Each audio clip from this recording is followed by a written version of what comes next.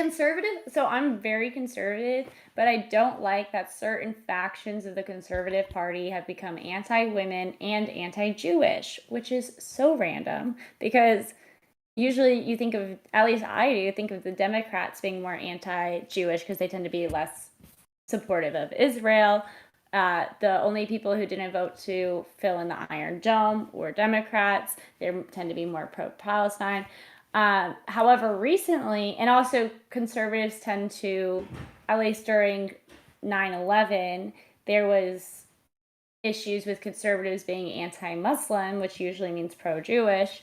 And now conservatives in a lot of spaces are like, yeah, I'm Muslim, and grifting off this whole Muslim thing just so that they can have as many wives as possible, and hating on women, especially like women who have ever had sex ever, and the whole thing is wild. And so I've been arguing with them a lot, but on every position I would say I'm a conservative when it comes to genuine politics.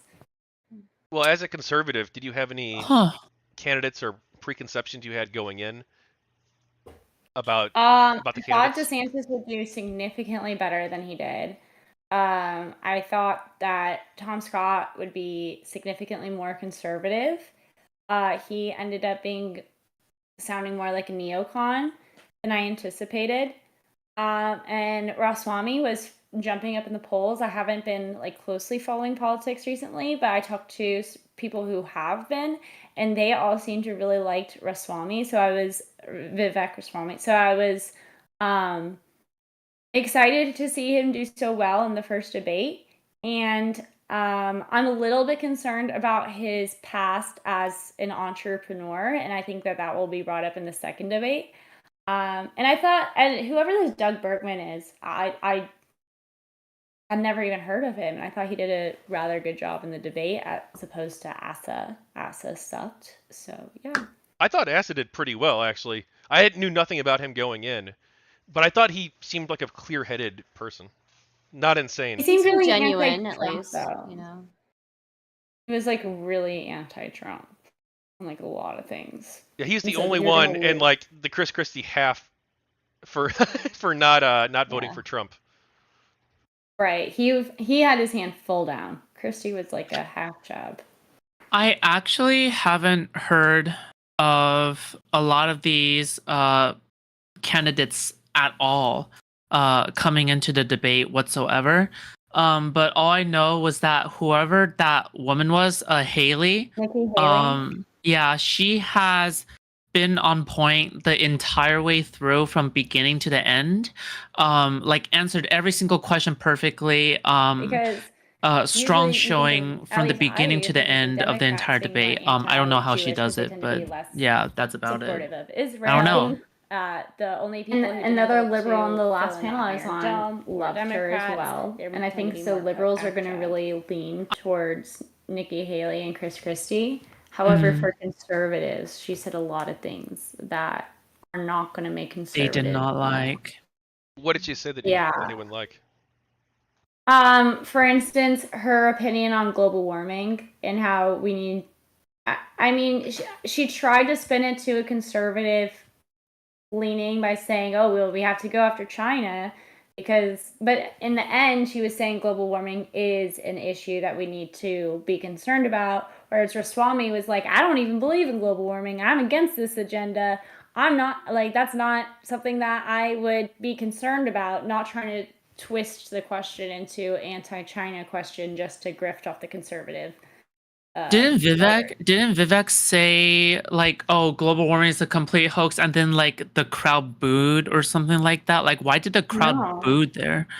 The crowd didn't boo there. There's a big upset. I couldn't tell if it was booing or cheering. I think it was just a half and half, really. So Well, do you not think that the president of the United States and more broadly the government should do something about climate change? No, I don't believe in climate change. Yeah, she doesn't believe in it. So yeah. Well, really?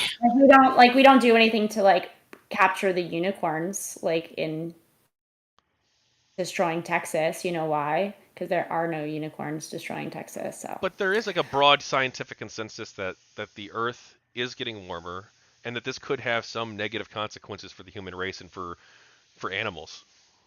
Yeah, no. There just is. First of all, there isn't a broad. I mean, you could look at the where the funding is coming from for a lot of these studies. You could look at how these studies are done. You could look at how the studies are flawed. You could also look at how the history of time in which they've been doing these studies and how they would make predictions and what percentage of those predictions have come true. And then you could look at the same researchers doing those studies and seeing how they also influenced the COVID studies, which we know have turned out to be wildly Lauren, incorrect. I'm gonna Lauren, have to I know. disagree, but Yeah, Lauren, I know the focus of this panel is on the debates. On the RNC debate, but I would love to debate you on any of these subjects. But yeah, sure, Yeah, we can sure. continue. Yeah, I Yeah, would as well, actually. Yeah, yeah, that's but fine. Yeah, so I don't want conservatives caring about something that is not an issue. yeah. How did you? What did you think about Vivek? Like specifically, like would you say that he had a strong? Like the thing is, like even though I feel like he had a. Here's the thing, because even though I think even though from like a progressive standpoint or whatever the heck, like you can say like, oh my god, what a Trump dick writer or whatever the fuck, right? Or like what a demon, right? The thing is that from the conservative standpoint, I feel like he came off really strongly. He had a strong Yeah. presence, and he made a strong impression among the Republicans tonight. But then Yeah. if he were to go up against Trump, he would not, because then he would be against Trump. But at the same time, I think somebody from my chat said that maybe he's gunning for the vice president position instead, or he's hoping that Trump would somehow drop out, and then he would fill in that vacuum there. But then that's such a gamble, you know what I mean? Like who knows like what the fuck happens there. I think he's aiming for a cabinet position or vice presidency. I think that's what Vivek's aiming for.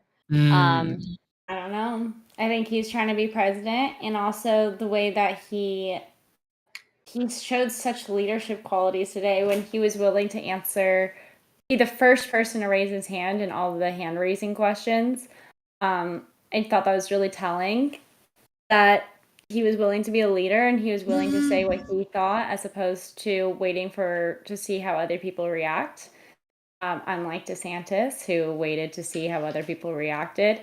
Yeah. I think he's going to have less of a hard time against Trump because you do have a lot of, even though conservatives love Trump, they really do. And they feel like it's almost owed to him because they do feel like he won the last election as well.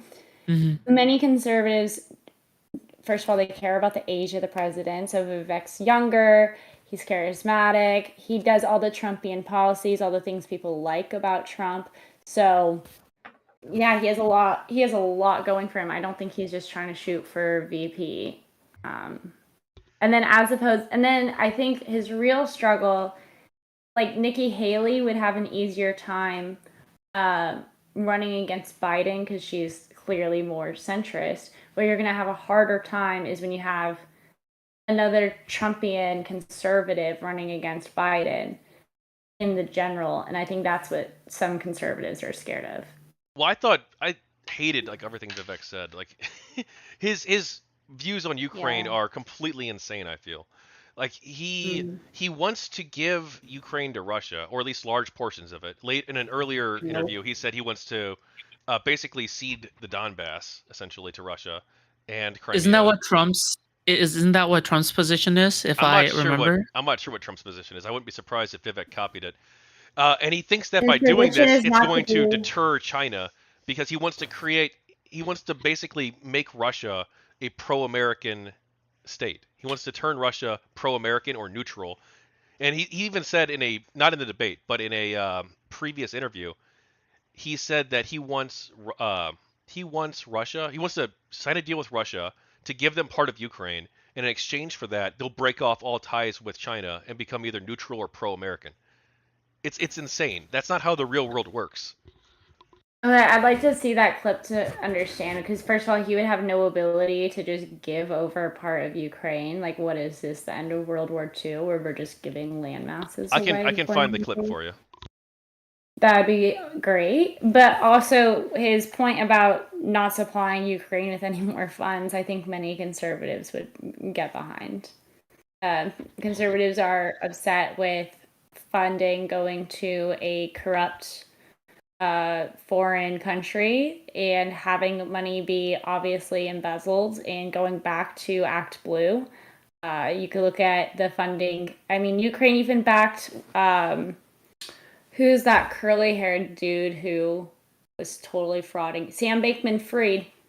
There was funding that went from America to Ukraine to Sam Bankman-Fried that went back to Act Blue. So it's just wild, like the amount of corruption that's happening due to this war. And we're getting into another endless war. And it seemed really odd that under Trump, the only non-neocon that we've had in a long time, we haven't started any wars. So people, conservatives especially, are happy to get back into an era in which we are not starting wars again.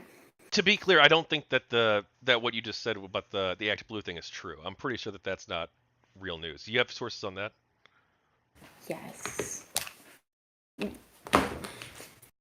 And we didn't start the war in Ukraine either. Yeah, we didn't. I don't even know where to start with Vivek. He doesn't seem genuine to me. He seems like he's saying whatever he thinks it. I think one, he's like a carbon copy of Trump. He's a carbon copy of Donald Trump. He is a huge Donald Trump fanboy. So I don't think he has really too many. I don't think he has any differences between him and Trump, really, with the exception of their background. I don't think he's genuine in the things that he's saying. He's talked about January 6th, being disgraceful, for the country. And he's talked about, he has worked for like, pharmacy companies, which, Republicans are going to have a problem with. I just think I view him as like a right-wing Andrew Yang, but really he's only like that. I don't know, dude. It's just so wild to me. I cannot. There's something really that is very off-putting about him to me. I'll actually steel man Vivek a little bit. I think in a way everybody on that stage is, disingenuous. You know what I mean? And when it comes to Vivek, is he any more disingenuous than Pence, who is riding off the coattails of Trump's decision making during his presidency and is like saying the same lines that other, candidates have said before, like, oh, we don't need somebody who is like in training. By the way, is still being or lying, right? But at the same time, we see other people who are, in seniority, but at the same time, Vivek, he has this kind of, young charisma about him that some people are looking for, and he is still trying to find his place in the world. And it's not surprising that somebody as young as Vivek is trying to copy somebody like Donald Trump in the way that, just like how young politicians try to copy older, more successful politicians in order to be more successful. And, So I what I can't would really fault say, them for that, right? yeah. So look, I don't disagree with you. I think Vivek is very charismatic. No doubt about that. Very charismatic, very talented at Yeah. speaking. But do I think that he is more disingenuous than the rest of the candidates on that stage? Yeah, I do. I think the other candidates on that stage have a political history. They have time in office. They have a record to back up what they have. Whereas Vivek, he's a complete outsider. He doesn't have a record to back him up. And honestly, parts of his life conflict with what he says, right? He things that he's written conflict with what he says. So, I don't view him as a genuine guy whatsoever. There are moments where the other guys are also disingenuous, but not to the same extent. I do not like he's arrogant and he about something that he does not have like a full picture of. That's my opinion. I do have to say I reviewed just the clip that you sent me. Take on. Okay, the Young Turks, though, is going to be a really hard sell. So, like a 16-minute clip of Vivek being analyzed by Anna Kasparian talking to Caitlyn is not going to, like, and him getting constantly clipped and taken out of context is not going to be the clip that convinces me that he said anything ridiculous about Ukraine. That's why I gave the timestamp too, where they show his speaking. Why don't you just play it? I probably could. Also, I did read that article. I just read the article you sent over. This shows that Vladimir Zelensky attended a summit hosted by the New York Times, in which also the Sam Bankman-Fried guy was there, yes, but so were a bunch of other people speaking. And so then I don't see how this is. Did you get into the cyclic fund issue? Is that in the link? I didn't see that in the New York Post article. The New York Post article is like 6 paragraphs. Hold on. I might have sent you the wrong new one. Did any of you guys watch the Trump interview? No. How was it? He spent 10 minutes out of that 45-minute interview with with Tucker Carlson, talking about water pressure.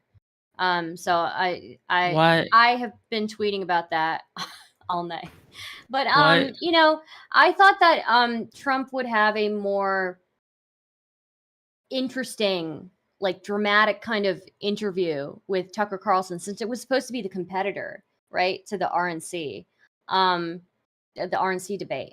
But it really wasn't. I was honestly kind of disappointed that I watched it instead of watching the RNC to start with. So. Well, picture it from Trump's perspective. He has no real competition. Trump's gonna win. No, I know that, but that he's trying to, if him and Tucker Carlson are trying to throw this into Fox News's face, you would think that they would have quite a bit more flair in that interview, that they would have a much more interesting interview. You know, they're both show business people. They both have worked in the media for decades. You know, they know better. Yeah. So. Maybe. I honestly think that was a bad move for Trump, because he wants to make fun of Joe Biden for being in the basement and not going to debates, and the first thing he does is stop going to debates. I just think that looks bad. True, but then they're not new to hypocrisy, you know what I mean?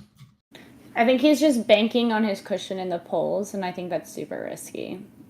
Politics is wild. Anything can happen. Yeah, and the polls aren't the most reliable either, and that's... Who the hell knows at this point? Wait, are you gonna play this? Are you playing this right now? Did you want me to or no? Wait. I mean, the whole point of if you want to. Yeah. Lauren said to bring it up, so. I think it'll play for everybody. Yeah. I'm showing it on the screen. Single greatest. I'll turn on captions too. Military threat that we face are you in the it right U.S. now? today. Yeah. I will end the Ukraine war it's not playing on anything. terms. Yeah, I'm not getting any sound. Okay. Yeah, it seems. I think it's blocked on Discord, by the way. Shit. I think that's what they're do. I think that's what they do. They block it on Discord. I'll see if I can get the transcript too, for his actual speech. Okay. Yeah, that works too. I could just play it on mine, and we could just get the sound, right? Because all we care about is the sound. Yeah, sure. We do. Okay. Hold on. So it's 3:55, you said? Yeah, that's when they start playing his. I wish I could find the full video. The single greatest military threat that we face in the U.S. today. I will end the Ukraine war on terms that require Vladimir Putin to exit his military alliance with China. The deal I will do with Vladimir Putin is simple.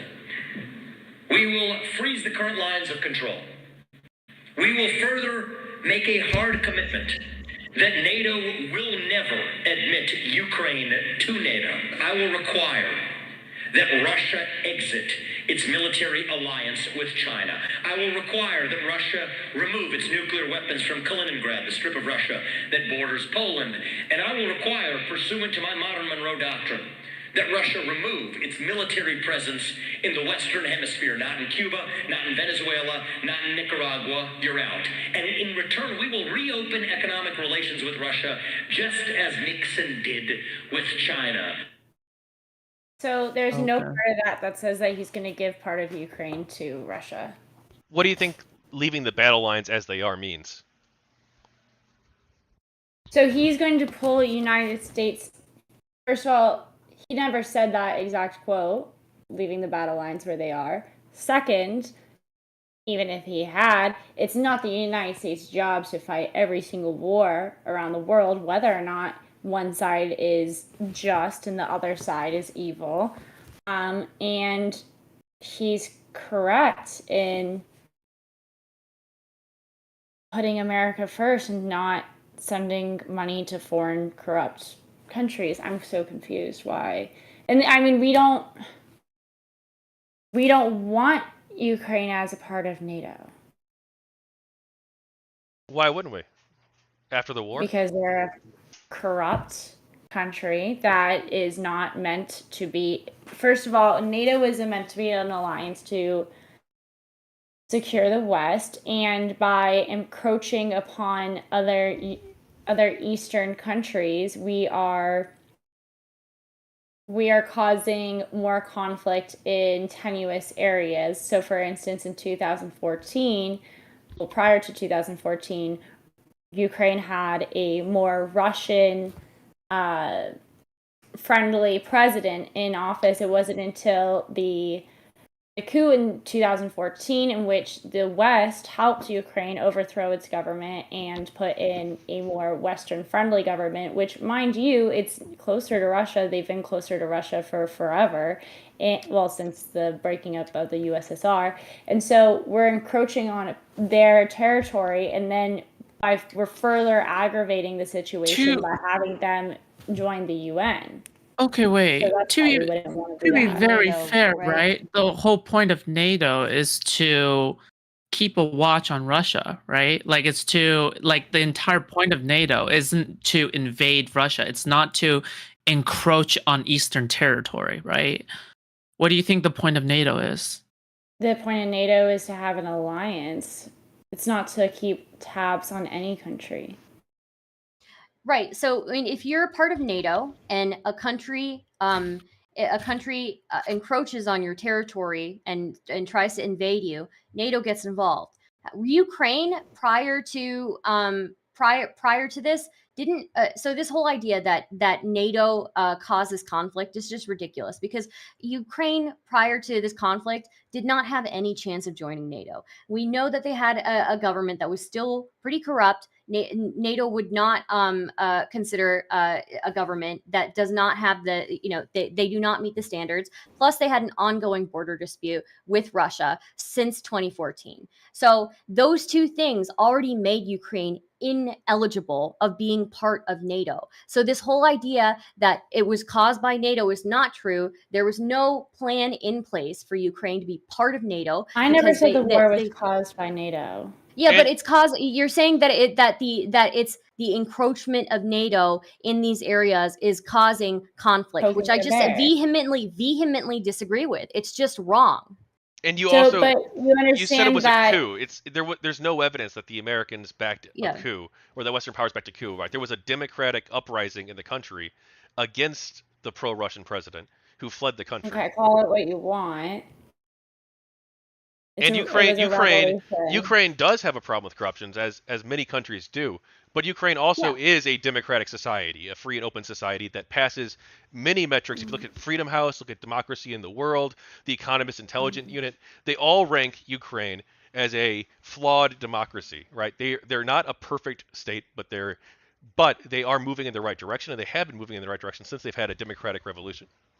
But they still were not. And let me just reiterate this: there were still no plans in place for NATO to make Ukraine a member. This idea that Russia was provoked Russia was provoked by NATO is just not true. Russia was the one who started the 2014 conflict, and they're the one who decided to start this conflict as well.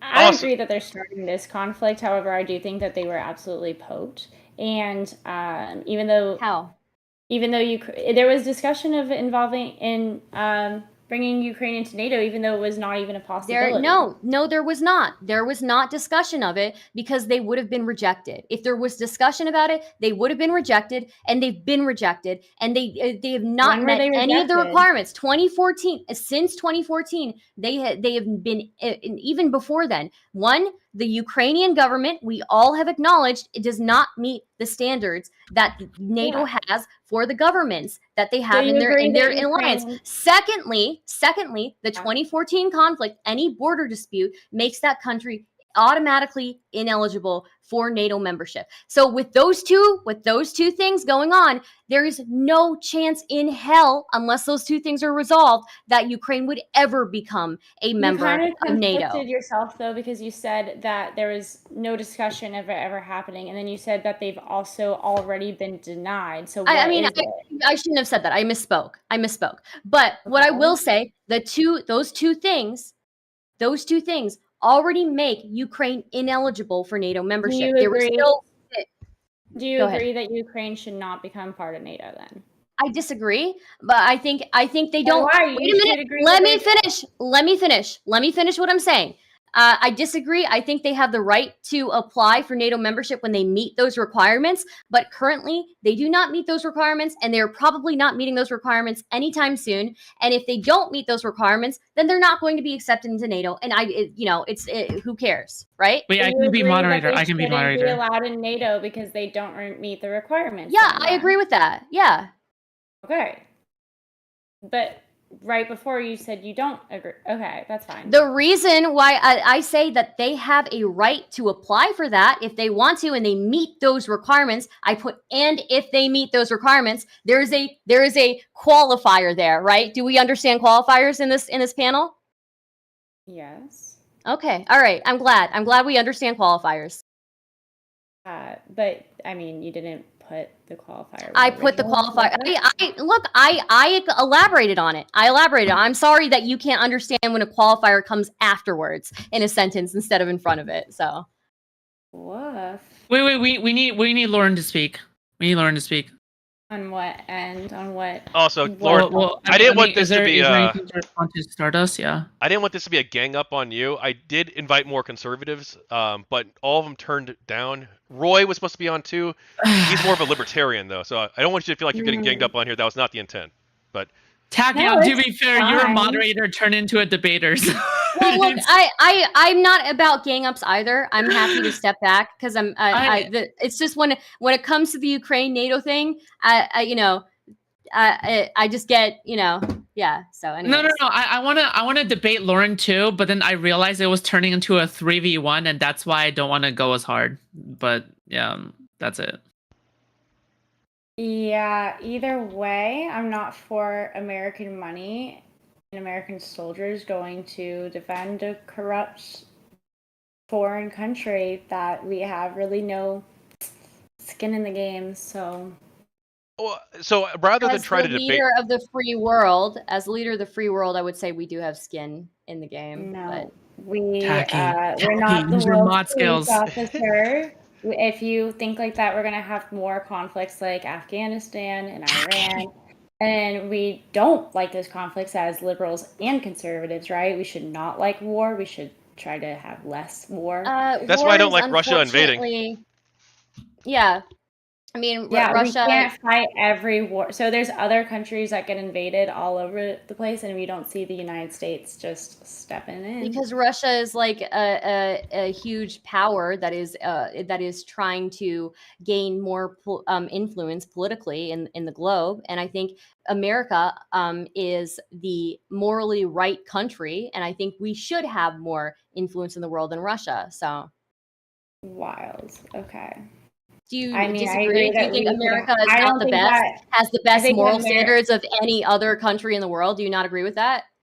I think that America does have the best moral standards, and as such, we should understand that it is our job to do legislation within our jurisdiction and maybe try to keep protect more to countries that are why are being you getting preyed upset upon by if another I larger interrupt you, but you just larger. continue to interrupt me. You I'm notice sorry. that? I'm sorry. You're right. Time. You're right. I'm sorry. That was rude of me. I will let you Go finish. ahead. Go ahead. I No, don't no, even go ahead. remember. Okay, I can shift roles. I originally intended not to be a moderator, but to like be a Albion, panelist on here moderator. too. But I guess I'm gonna have to be a sorry. moderator. I'm This will be a sorry. good discussion. I hope you're not actually offended at me. I just I enjoy these conversations a lot. So. I just like to finish. I do try to let people finish. If I do interrupt them, I try to like if they're doing like a list of things, I'll try to stop them and do a clarifying question. I don't try to interrupt their sentences and talk over people. And so that's just my one thing that will upset me. But you're clearly a very smart, you're educated on this particular subject. You clearly know what you're talking about. It's something that you're passionate about. It's something that you've clearly studied a lot. So I'm not going to fault you, and I'm not offended for that. Don't worry. Clearly, Stardust is extremely triggered. Okay, I'm kidding. No, I'm kidding. Am I triggered? Don't worry. All right. I get it. All right. But listen. The only thing left to do is to let Ukrainian Anna into the panel. All right. I'm kidding. No. No. But like the thing is, I guess from the situation, right, is that if I remember correctly, is this the same like coup where it was, what was the guy that was chased out of there's name? What was his name again? Do you guys remember the name? Like the president who was ousted, he ran back to Russia, the guy? Before Zelensky, no. I mean, Before he was Zelensky. corrupt as well, but I think Zelensky is corrupt too. No. What was his name? No. Do you remember his specific name? Ask the history major over here. History major guy. Stardust. Victor Yanukovych. Oh, that guy! Bro! That guy was like a dictator, dude! Wait, I remember now! Oh my god! Wait, okay. I remember. Zelensky made it so that press that defied him was outlawed, and that any political party that was different. Sure, but no, yeah, sure, I remember. Okay, here's the thing, right? Is that from what I remember specifically, do you believe that all conspiracies aside, right? All conspiracies aside, all like CIA plans aside, and like US interference aside, right? In that case specifically, do you believe that if the person begins enacting laws such as like to like suppress free speech, to suppress like journalism, to put like protesters in jail, to do like to try to make laws such as that the people have a right to like start like uprising against like a potential dictator, to do that kind of stuff, just like how, like, according to American law, according to what, like, what do you have a according right? to any government, the moral principle, any government like a moral principle, like a moral, like in a way, according to moral principle, like a justification to break laws. You know what I mean? So according to the Declaration of Independence, you could not according to any Declaration of Independence, like in a way, like a way to justify January 6th, right? Like, for example, like I can understand people who did the January 6th things, right? Because in their minds, if they truly believe that like the democracy was being taken away from them, right? Like, because I'm an activist, you know what I mean? I knock on doors, convince people to go vote, right? So in their minds, so I try to empathize them on a level where we see eye to eye, right? I try to be an empath or whatever the fuck, right? Okay, sorry, Mr. Girl memeing, right? But the thing is that if they say to me that in my mind the democracy is actually being taken away from me, I actually try to say, hey, by the way, I actually agree with you. If you truly believe that is the case, then I believe that you have a moral responsibility to go out there and enact physical violence. You actually have a moral responsibility to go out there and enact physical violence and kill. You should kill to actually take back what is yours. You know what I mean? Yeah, to kill, to enact physical violence against the government. You know what I mean? So if the Ukrainian people actually believe that there is a dictator in power, that in their hearts there is a dictator in power, then they should cause a January 6th, their version January 6th to happen, right? Regardless of if there is any kind of American interference, of American influence or not. If they in their heart believe if that is the case, would you agree that if that was actually the case? Okay, first of all, like I was going to respond earlier, like the Declaration of Independence said, whenever you're subjected by tyranny, you should fight and get out of it at the cost of your own life. That being said, that should apply to every country, and that applies to Ukraine when it was under a corrupt leader that was suppressing free speech prior to Zelensky, whether that leader was pro-Russia, and also under Zelensky, who has suppressed free speech and has lied to his people and to his allies, and has outlawed any people from being part of a political party other than his own, which is what Hitler did. So yes, I agree that the people have a right, like an inalienable right to freedom, but then wouldn't that apply in Afghanistan or in Kuwait or in any country in which people, or most countries in Africa, Zimbabwe, Rwanda, Uganda? I mean, agree. it applies to like all countries that essentially don't have the American Constitution, if you're really going to put it down to freedom of speech. Yeah. Well, just So here's the thing. No, wait, stop. okay. Here's Well, the I was gonna thing, fact check all right? something, but No. I don't care about your fact checking. So here's the thing, all right? Is that I'm kidding. I'm sorry. That sounded incredibly mean, okay? Because right now, for now, it is a moral argument, because I'm talking only from a moral standpoint, right? Here's the thing, is that at the end of the day, if the Ukrainian people in their heart of hearts, right? This is what you believe out of your heart, right? If you believe that that a dictator is in power and your democracy is at stake and you don't have a say and your voice is being suppressed, then you have a moral responsibility that you are there to overthrow your government and to reinstate a new one, or to instate a new leader, or to instate whatever new like provisional government until like the old government comes back or whatever the fuck, right? So if Zelensky, all right, if they truly believe Zelensky is, thank you for the follow, but the thing is, but if they truly believe Zelensky is some kind of despot or whatever dictator, then yeah, I agree. One day they should overthrow Zelensky, right? Assuming that everything that you said was correct, right? So therefore, maybe afterwards, then they should get to that, right?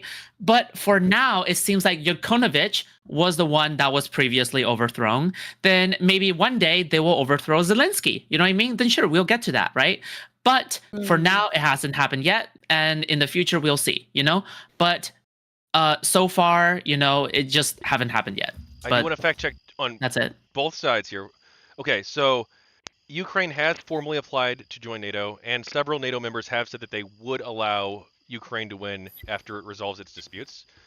So Yeah, I knew that. they have said that, and also But after its Russia, disputes are resolved, Ukraine, right? yeah, after its dispute, I'd have to dig in more to verify, but and then also Ukraine only banned parties that were pro-Russia. There are still a large number of opposition parties in Ukraine, including in the parliament. That's so wild to outlaw political parties that dissent with the main political party to an extreme degree. That would be like conservatives outlawing Democrats and the Young Turk type Democrats, but like extreme leftists and liberals and all Democrats, but we still allow for libertarians in the Green Party. I think right now, because they're, and I'm not justifying it, but I'm trying to think of like the reasoning of why he did it.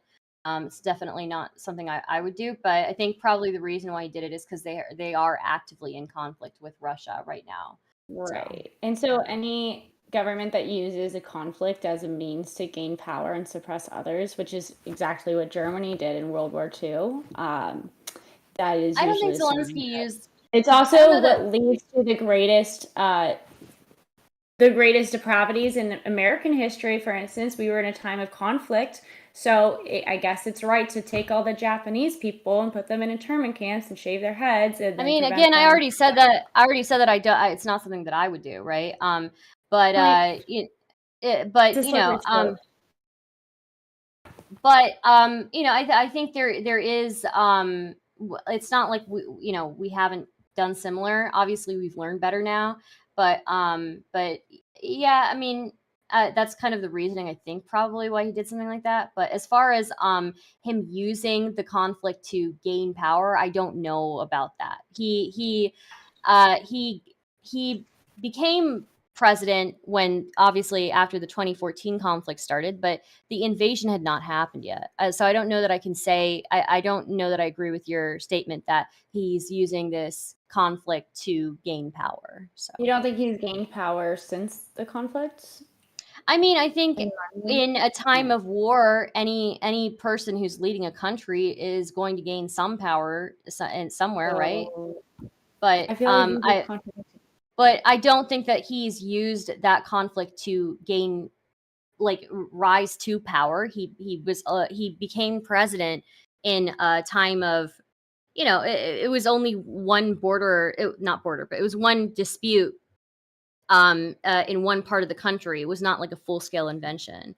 But yeah, with any conflict, there's going to be changes. So Okay, to clarify, NATO Secretary General Jens Stoltenberg said he put forward a package that included the removal of the requirement for a membership action plan, a list of political, economic, and military goals that other Eastern European nations had to meet before joining the alliance. So Ukraine is getting a potential expedited membership, though of course okay, this would probably depend on the peace with Russia. yeah, okay. Back to the debate, the NRC debate. Well, is there anything else to say about the debate? It was such a. It seemed like it was so absent of substance. Oh yeah, go ahead. Yeah, Hand was funny. Ramaswamy won for conservatives, and Nikki Haley and Christie won for the more liberal-leaning people who might vote conservative. Well, I was very disappointed in Tim Scott's performance. I know you mentioned that too, Stardust. That it seemed like he was just there. He didn't have anything really interesting to add. And he's usually much better. Yeah. He was kind of like a ghost on the stage. I was expecting a little bit more out of him, especially since him and Pence they both go for that evangelical voter base.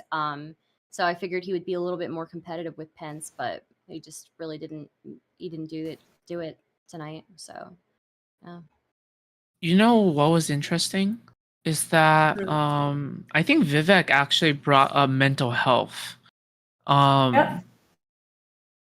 I have never heard a Republican ever bringing up mental health, but maybe it's like a more regular thing that I have never heard from a Republican before. But considering how Vivek like was supposed to be like this described, Trump dick writer or whatever the fuck, right? Considering how he brought up mental health, I feel like, did Trump ever bring up mental health? But I'm sure. I think a lot of conservatives bring up mental health when they're discussing the homeless population. Yeah, that's totally a worthwhile. Yeah, that's totally a worthwhile part to start bringing up mental health. And another part. Conservatives do want to bring in asylums back. That's something that conservatives have been saying for a while, and so that was Vivek's point in talking about. Is that for real? I didn't know that was something that, because I would think that if conservatives, I would think that bringing it. Sorry, I didn't mean to cut you off or anything. I would think that bringing asylums back would be expanding the government, which is something that seems kind of like anti-conservative values. No, that's totally my fear about it, is when you have governments just sending people to, that was the problem when they shut down all the asylums in the beginning, is they were locking people away. For instance, it was considered a mental illness to be gay. So they would put you in an asylum if you were gay, like if you were homosexual. True. Based. So I don't want the government to be locking up people that just the government deems to be having a mental disorder, because then at any point the government can deem things that are totally normal, such as not believing in global warming, to be a mental disorder. And I'm not for that. So, however, conservatives feel like the drug and like, let's fight drugs and crime and homelessness, and specifically homelessness has to do with drugs and mental illness. And so until those things get fixed, we have a major crime problem on our hands. So what I would say is that, I don't necessarily disagree with the idea of bringing like asylums back. The way that we do healthcare nowadays has improved drastically, and we have a whole bunch of new measures that we use to determine whether somebody is like super ill, and if somebody's unable to take care of themselves and unable to function and take care of basic needs of their own, then that would be like the criteria, right? It wouldn't just be delusional thoughts. There has to be a list of criteria that somebody meets before being admitted into a place like that. Would you want I'm them not. required? I'm Would sorry. you want them required to be admitted? Like, would you want the government to be able to dictate like who goes into the asylums? So the thing with mental illness is really complicated. When somebody is so ill that they are unable to take care of themselves, they don't take care of their basic hygiene, they don't manage their money, they're living out on the street, they are they are spending their money in really unwise ways, and they're just not functioning in society. I do think that it is a service to that person to take them in, get them treatment, and take care of them. And these are, it's not an easy thing, because unfortunately in that situation you do have to take an adult's agency away temporarily to help alleviate that situation. But there should be a lot of checks and balances in a system like that. So Well, who's going to take care of them, right? well, I if we're guess. bringing back like asylums, that's what we're talking about, right? Problem for me is the government. I understand where you're coming from, but the government dictating. So, like, for instance, if the government is going to dictate who goes to jail, that process is obviously legislation, but then also the court process. So you have like a whole hearing. So if we're going to be taking away an adult's agency, would there be at least like a hearing process in order to determine whether or not there would have to somebody... be, right? Yeah, there would have to be evaluations by a medical professional. There would have to be, and even then, the temporarily taking away somebody's agency would have to be for a limited amount of time, right? Maybe a 72-hour limit, and then people reevaluate and go from there, right? But if 'Cause that's somebody's how mental illness is like, I don't want to say it on YouTube, but like child loving, that's their mental illness. Should you be allowed to withhold their agency for life? And also, I have had this discussion with Hunter Avalone, nice guy. He thinks like people who have an attraction to children are not necessarily people who act on that attraction. There's people who molest, and they tend to molest people of all ages, according to him, whereas other people are just attracted to children and don't necessarily act. Should somebody who has such an attraction be withheld and having never acted or committed a crime, be withheld? So here's the thing. I think one of my criterias for being institutionalized in a facility like that is that they have to demonstrate that they are incapable of taking care of themselves, right? And so that means that even people with depression, bipolar disorder, schizophrenia, if they're still able to take care of themselves, if they're still and they're still like functioning within society, even those people wouldn't be admitted into the asylum. It's to the point. It has to be to the point where somebody is undermining their own dignity.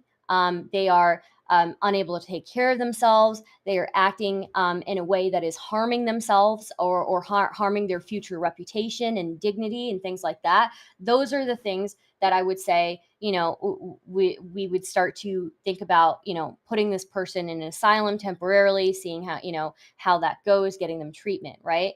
But when what you're talking about is, I'm not sure what the solution is. It is true that a lot of people who commit those types of crimes against children are people who do it out of opportunity. And it is true that there are a lot of victims of that type, people who are victims of CSA end up struggling with those types of thoughts later on.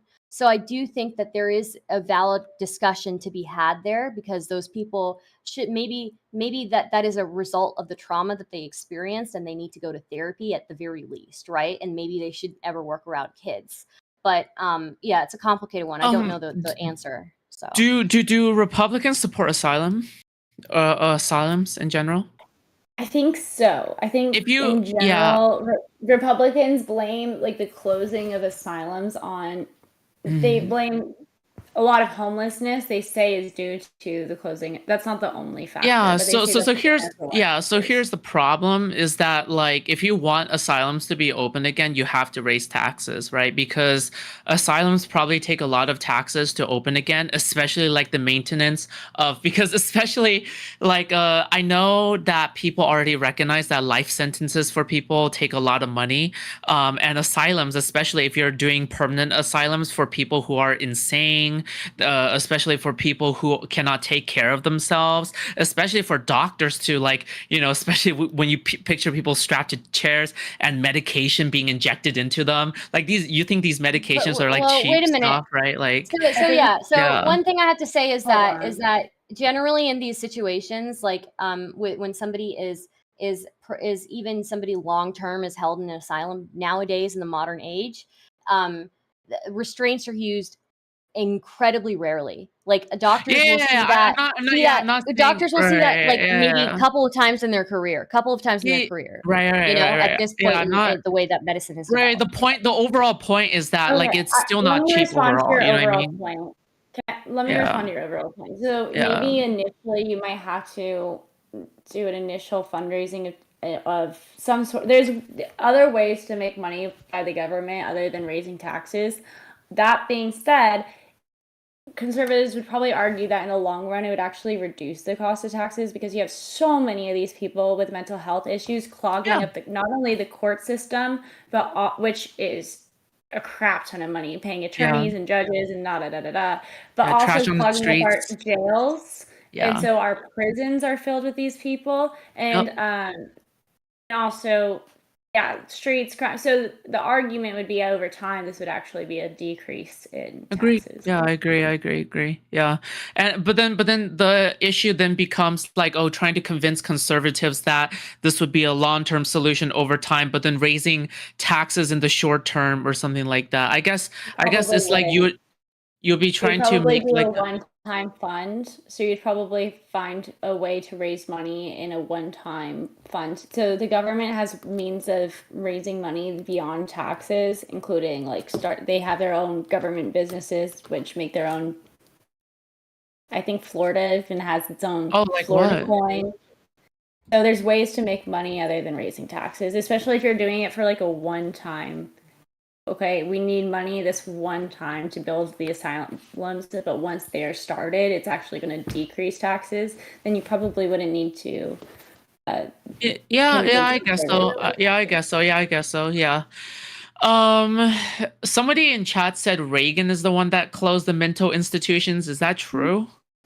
Yeah, and it's something that is hard. So when conservatives bring that up, that's something that is often brought up, well, Reagan did it, but Reagan wasn't perfect, and he was also a liberal for a very long time. Yeah, I mean, it's okay. It's okay. I mean, no one president is perfect, and I'm sure Reagan did a lot of good things, to conservatives, right? But then, no one president is like, an angel, right? And you could argue the way that the asylums were ran under Reagan were vastly flawed, and so the asylum system possibly needed to be taken down. For instance, as I mentioned earlier, placing people into those asylums who were clearly not in need of being restrained or like of their freedom.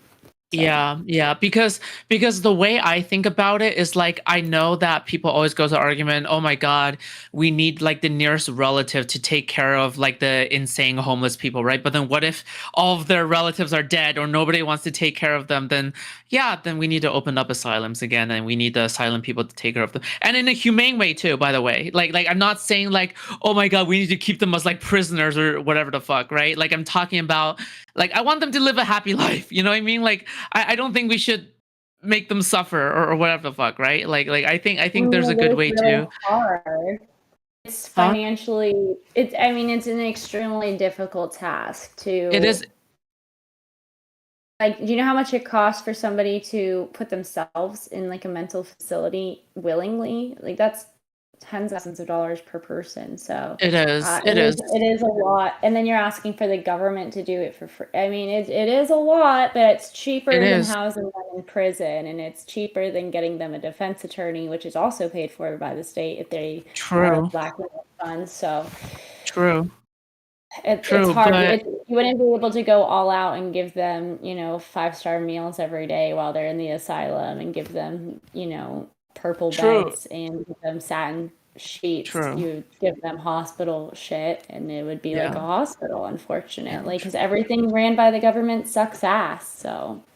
Well, I mean, I think stuff that is run by the government sucks ass just because I just personally feel like, number one, the way the funds are allocated sometimes are just bullshit. But number two, I just feel like sometimes we're just not getting enough funds.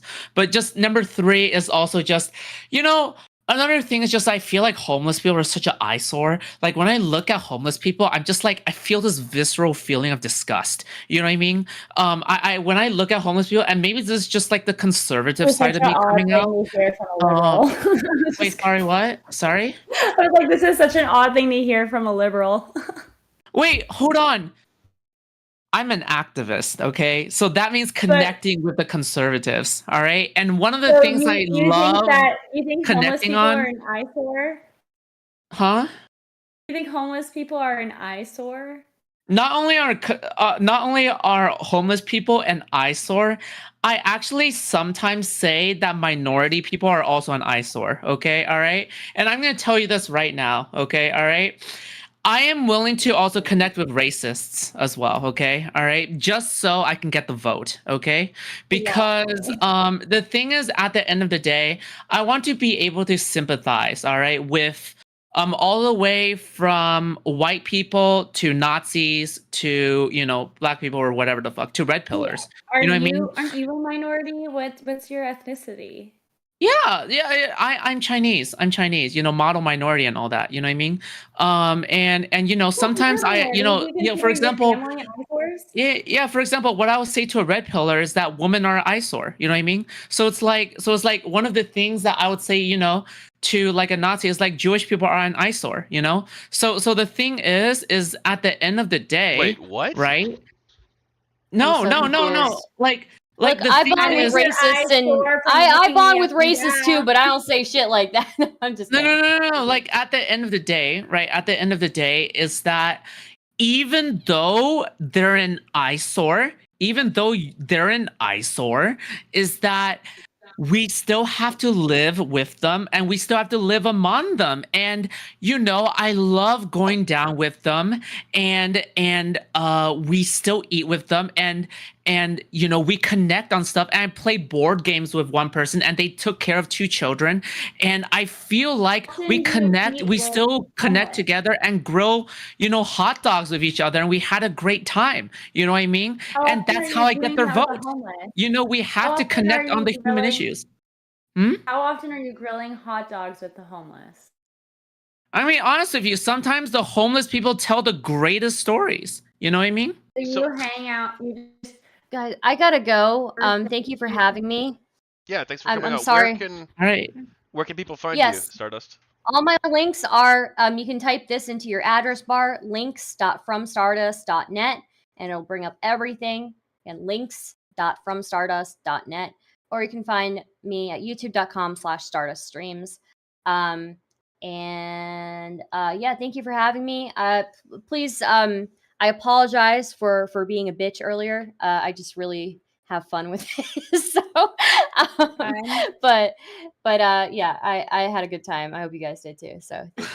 Well, Bye. yeah, definitely. We Nice can meeting definitely set up Bye. a Thank you. dedicated Ukraine debate sometime too, maybe.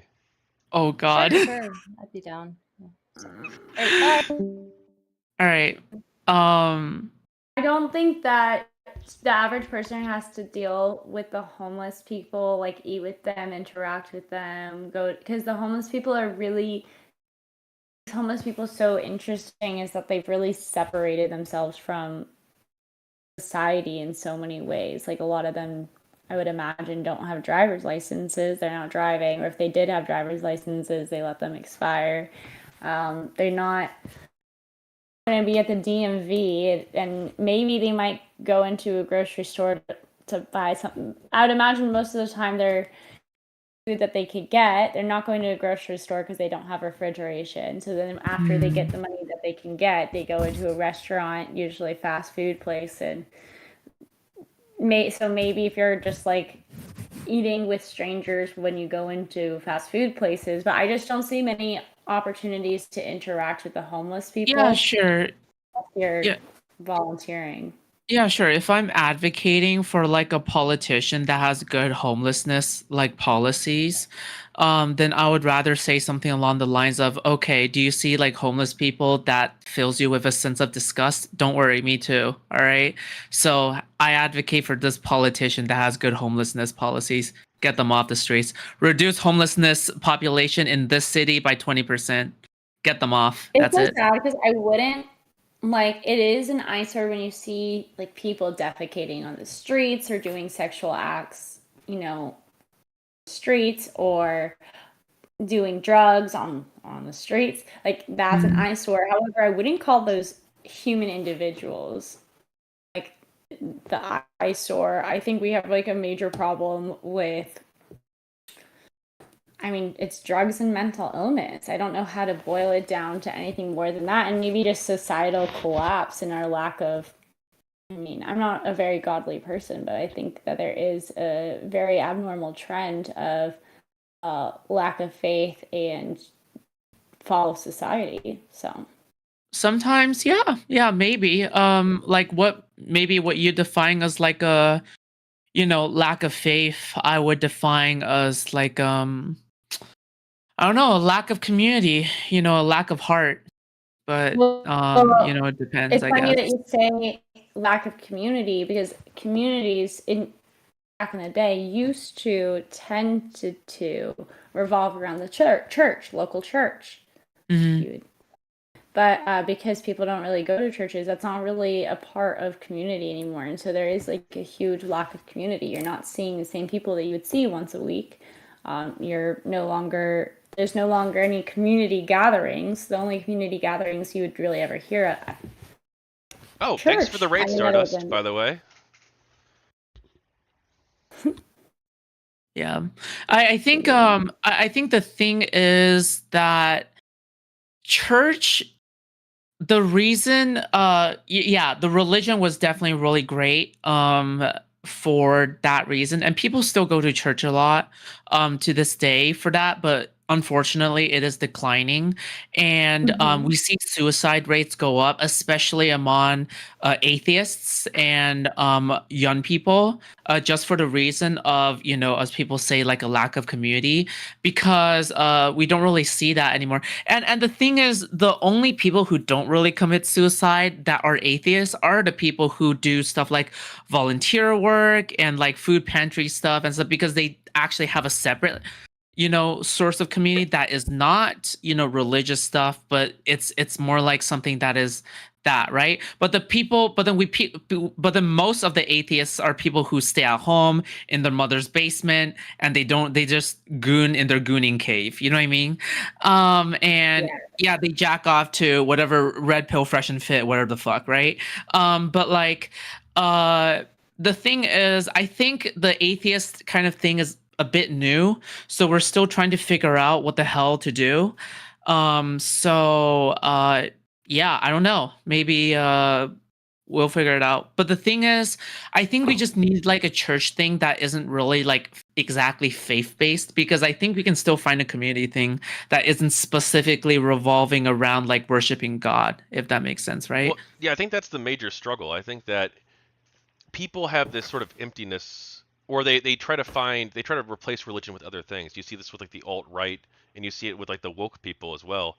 They've made their own sort of pseudo religions in the place of it, and we need to find some way. Like religion, I'm an atheist, but religion has like a lot of utility to it. It's a place where people meet every week, and they can discuss issues in their community with their neighbors and their community members, and there's a lot of value in that. And there's a lot of charity work that gets done, and people raise money to pay for cancer treatments, and all these positive things that we don't really have with a secular society, or well, we can have them. I think it's just more difficult to do, and we haven't been good at building those senses of types of community. Yeah. Yep. For sure. Yeah. Speaking of building that type of community, we should do some sort of YouTube streamer event where we go do charitable acts or some shit and get ourselves out of the basement and touch grass, because I think most of us are the goons in our mother's basement that you described earlier. Maybe, yeah. What kind of charity event would that even be? I mean, by me, the one charity that I've probably like engaged with the most is there's a place called the Friendship Shelter, but I'm sure they have these like all over the nation, I would hope. But it's like a check yourself in homeless shelter, with like only a few rooms, but it really serves our community, and people come in all the time and just drop off food. And one thing that's really cool about this homeless shelter is you have to, in order to check yourself in, you have to prove that you're drug free, and you also have to be actively applying for a job, and you will get kicked out within I forget how much time, but they give you a very limited amount of time. They're like, you need a job and an apartment before this time, and we'll help you get there, and we'll get you the resources, but these are what you need to be doing. And so people start working, and then they get out of there, and it just makes more space for the next person to come in. And I like helping places like that, because I think that they're doing things that are good for the community and encouraging people to do better in life instead of just giving a handout. That's interesting. Okay. I mean, Lauren, I'll let you go in a second. Lauren, do you think that the government could fill some of this charity role? For instance, healthcare, that the government could provide like a universal healthcare system to everybody to help alleviate that burden, or even potentially with things like homelessness? I think the government, like specifically after 1920s, when we started engaging in a lot of social programs, you saw a lot of charitable organizations shut down. People feel like, and so and these governmental organizations that have taken place of charity tend to do a worser job, and also don't vet the people who are, that, at least in my opinion, strong enough, the people who are taking advantage of the systems. Or if they do vet them, it's usually retroactive with punishment with jail. For instance, like the people who pretended to have businesses during COVID for the PPC loans, or for the whatever COVID financing they could get. Those people are getting punished retroactively with jail. So so you get a lot of money getting wasted by the government. So taking money from taxpayers to waste a bunch of money, as opposed to taxpayers willingly choosing which organizations they think would do the best to help society and then giving to those organizations directly. Now, the thing is, you can't force anyone in that second scenario to actually give, but I think people are much more likely to give when they're not already feeling like, well, my taxes are giving to this exact thing. Well, do you think though that part of the reason that the government had such this massively ham-fisted response to COVID, where they spent tons of money and not all of it was allocated in the best way possible, was because we didn't have like these automatic systems in place, like automatic stabilizers for unemployment insurance or some sort of universal healthcare system to begin with, and that's why you had to see this untargeted amount of money being spent very quickly during this crisis situation? No. The untargeted money had to do with people lying about like their various businesses and business loans that had very little to do with the government supplementing healthcare insurance. Like, I don't know where you got that. Well, because we spent like all this money on PPP loans and on boosted unemployment, and not all of that money was targeted in the best way possible necessarily. But if we had a system in place, such as automatic stabilizer, so in the event of X event, unemployment automatically gets boosted by Y%, or we open the criteria up for unemployment insurance, for instance, that if you had this automatic system in place in case of crises, then you wouldn't need to spend as much money trying to drastically cobble together something last second, which Congress did.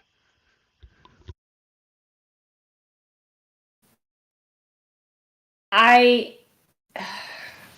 think I'd have to see your plan out a little bit more, but I don't like the idea of the government creating yet another social system, because those tend to waste more money, and even when they're intended to save money for the government, they tend to waste money.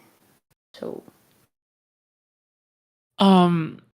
Lauren, I have a question. So, do you think that even though there could be like some freeloaders off from some government like handout program, that even though there could be like, for example, 10% freeloaders, no, it's way higher. Yeah, the night. Well, how much percent do you think are freeloaders? I'd probably estimate 30%, but I would say that they're taking over 50% of the funds.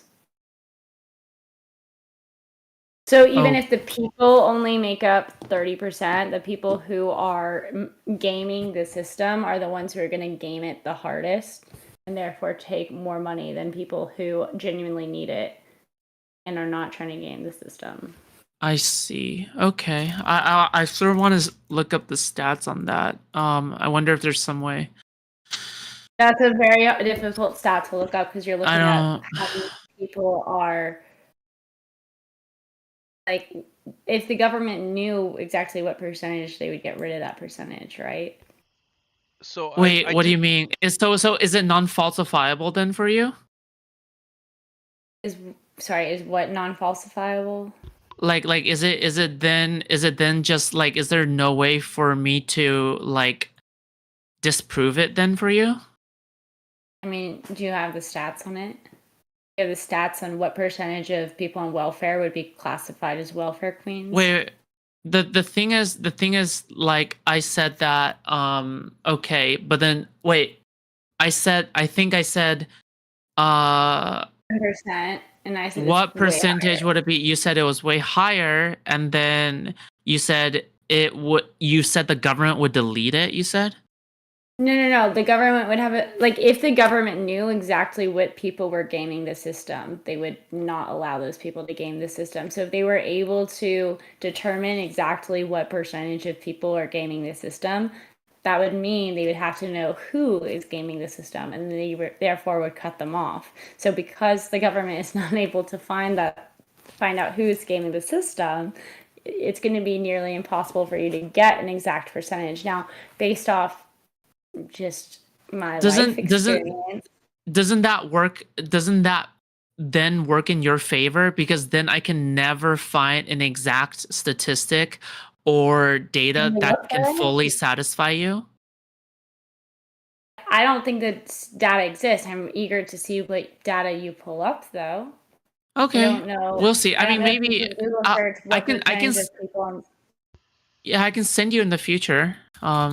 we'll see. But Well, I'm just not sure yeah, that private charity can really replace government here, because it seems like we've had private charity for thousands of years and it hasn't solved poverty. It seems like what's been really effective at solving poverty is high economic growth and industrialization, essentially. And I think to some extent the government stepping in and providing universal programs like we've seen in Europe. I don't think Europe is our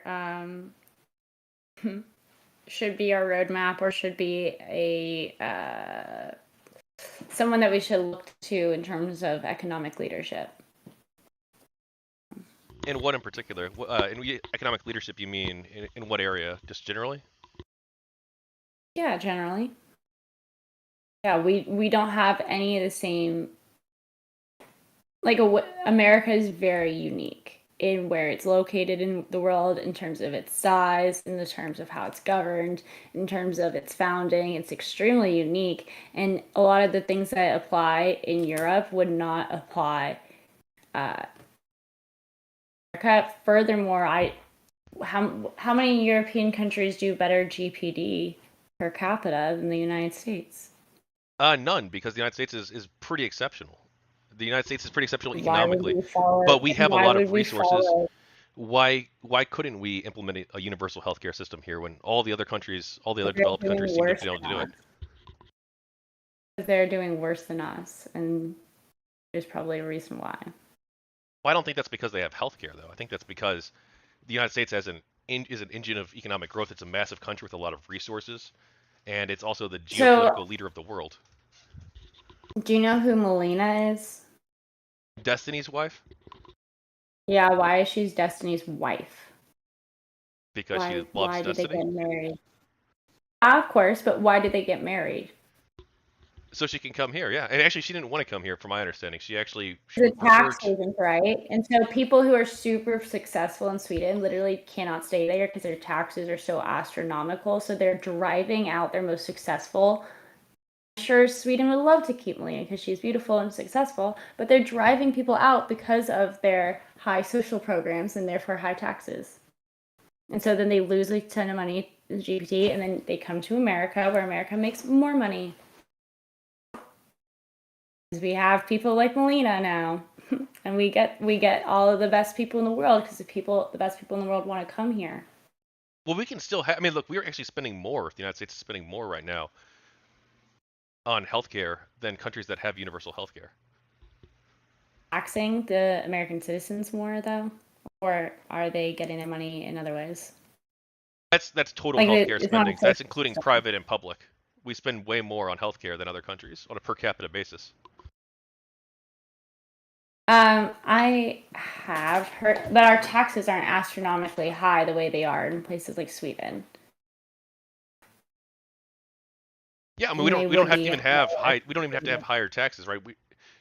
We could fund universal healthcare, and people would be spending less overall on healthcare than they currently spend in the public-private system altogether. It is not true. Whenever you have like a program in which it's so, the reason why so many I mean, this is fucked up, but we're very particular about when we go to the hospital, right? We don't just go to the hospital over a stubbed toe or a cold or a headache. We are very particular because it costs money. We understand the value, and we have our own private insurance, and we have less people using the resources. However, if those resources became free, we would see an increase in spending per capita, even if Europe is not the same, even if Europe has a lower spending per capita. Furthermore, they don't have the same like our medicine is the best in the world. So, well, I don't think rationing healthcare. I mean, I don't think rationing healthcare based on wealth though is good. I mean, I've been extremely poor, and have had like really bad medical issues, or well, where you're like lying in bed at night and you're like, oh fuck, I don't have insurance right now. I need to go to the fucking hospital, but I don't want to pay $3,000. Like that, I've been in that position, and it's a fucking awful position to be in. I've been in that position too. Yeah, and I think you also, if you have universal healthcare, yeah, maybe you do see more people going for things that aren't actually life-threatening, but you also have better preventative care. to help prevent I mean, but you major health could issues get later on. insurance just by you just get a job and then you'll have insurance. So, But even American insurance is trash. Like private insurance, you still end up paying tons and tons of money. I've got medical bills myself. you could I'm sure work we at all do. McDonald's. You could work at McDonald's and you'll have health insurance, right? I'm not sure about part-time workers. I'm not sure if they offered for part-time or not, but Pretty sure. but also I don't think that Starbucks I healthcare do sort of workers. disagree that just because you don't have a job currently that you don't deserve healthcare. It deserve. That's such an interesting word. You don't deserve what you don't pay for. You don't deserve anything in life. You earn things in life. You don't deserve. I don't deserve to be happy. I don't deserve a husband. I don't deserve. I have to work for these things, and I have to. Yeah, you can't just deserve things in life just because you're a good person and you want them. I don't deserve food. I don't deserve water. I still have to, even though those things are essential to life, if I were to just deserve them, that would require somebody to pick the fruit for free, or whatever food I'm eating, make it for free, and for me to just get it for free. If I just deserve it, then everybody else's labor should just come to me for free. Well, I think this is a core disagreement because I think that as society becomes more advanced and wealthier, we probably should have like some floor where no American will fall below this threshold of absolute poverty.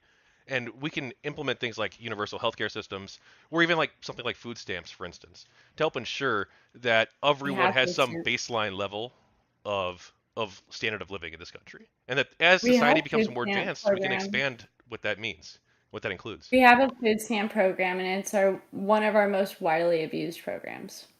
I mean, is it though? Yeah. Yes. Yeah. It is. It absolutely is. You said earlier you think 30% of the people are abusing I it? mean, that's my guess. Yeah. And But when you once say again, abusing I it, what do don't you have mean? the stat. Pardon? When you say abusing it, what do you mean by that? I mean, people who, for instance, I knew somebody who would say he would help people get like federal student loans or something and he was able to manipulate the system where he was just getting free money from the government. And I knew several people who've done similar schemes where I knew one guy who took out all these loans during COVID, and I know loans are different than grants, but then I know other people who've gotten government grants to do things that they just spend it on whatever. I know people who, I don't personally know people, but I've read stories about people who have used food stamps and traded them, like their food stamp card, their EBT card, for more money from, like, so let's say you have $50 on an EBT card, you could trade that for 30 bucks cash and just buy drugs. So there's plenty of ways to abuse the system.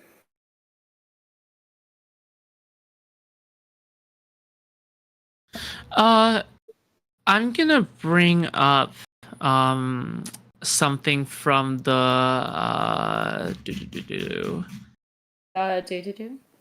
yeah, from the U.S. Bureau of Labor Statistics, BOS.gov.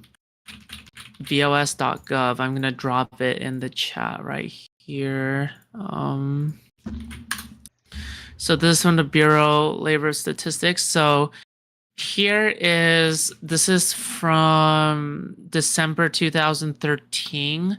Let me know if you find any that is from a more recent year, unless something has more changed recently because of COVID specifically. I think is a more recent or more of an economic downturn because of the recent inflation. But for this one, it seems like people who receive assistance specifically from the government for characteristics of families with children under 18 by receipt of government means tested assistance 2011, percent distribution of families by race, receipt of means tested government assistance of type of family. But this isn't giving the percentage of fraud, right? Well, yeah, Word sure, fraud but doesn't even like, come up in the article. hmm? The word fraud doesn't even show up in the article. So like that's not going to give you the percentage of people who are fraudulently on welfare. Right, but And then thing... also talking about kids, because kids increases. So you have people lying about what percentage of their kids they are still taken care of, or if their kids have been taken by Department of Child and Services, or if their kid is living with their divorced spouse. They'll frequently manipulate that. So these stats, I think, are flawed as well. However, flawed how? Because of the reason I just said. So if these stats include families that have, let's say, 2 kids living with them, a lot of these people actually don't have 2 children living with them, because it increases the funds. So that's just like another thing that people do. So do you think it's that easy to get away with just simply saying to the government that you have 2 kids instead of like 1 kid or no kids, like in a family? People do it. Not only, I promise you, people do it all the time. And I think wasn't Lori Daybell doing that as well with one of her kids? I know there's a woman who like murdered her own kids and was like living off her kids. Right. But you're naming off, but you're naming off for something such as like I don't know, like the reason that you're naming off exceptions in the first place is because they're exceptions, right? Or like edge cases, right? For example, I know that when I was unemployed, right? When I was laid off in April, I think, April 20th, when I tried to file for unemployment benefits, right, in California specifically.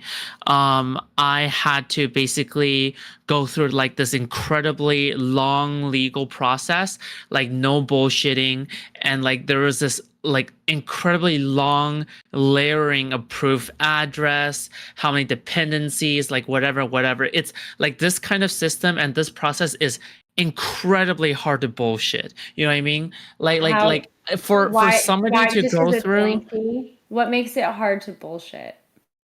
like, how in the world are you able to lie that you have an entire extra kid?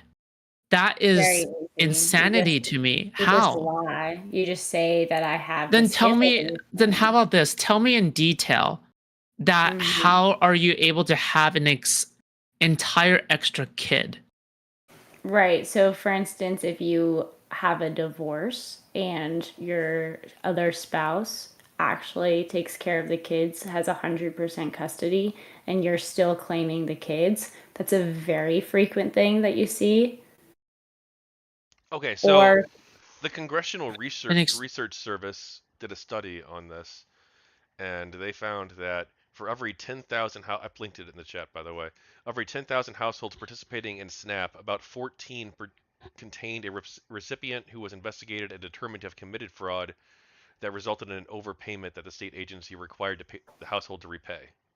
So that's only 14 were investigated. 14 were found guilty of this, or investigated and determined to have committed fraud. Out of 14 out of 10,000. So that's just like a lack of investigation and the inability of the government to. The onus is on you to show that, though, right? I mean, so in my opinion, food stamps was the one who came up with the first claim that it was 10% fraud. And I said, wait, did you just call my food? Oh, wait, because sorry. We were talking, because we're on the subject of talking about food stamps and referring to me as food stamps, so I'm getting confused now. So sorry, just keep going. No, it's okay. No. It's okay to call me food stamps. It's okay to call me food stamps, but we're talking about food stamps fraud while calling me food stamps. So I'm getting confused and okay, all right. It really was a slip of tongue. Foodshop was the one who mentioned the 10%. Yeah, no problem. I said I personally feel like it's more. And then your article talks about which percent were prosecuted by the government. That being said, I don't think the government is doing a whole lot of.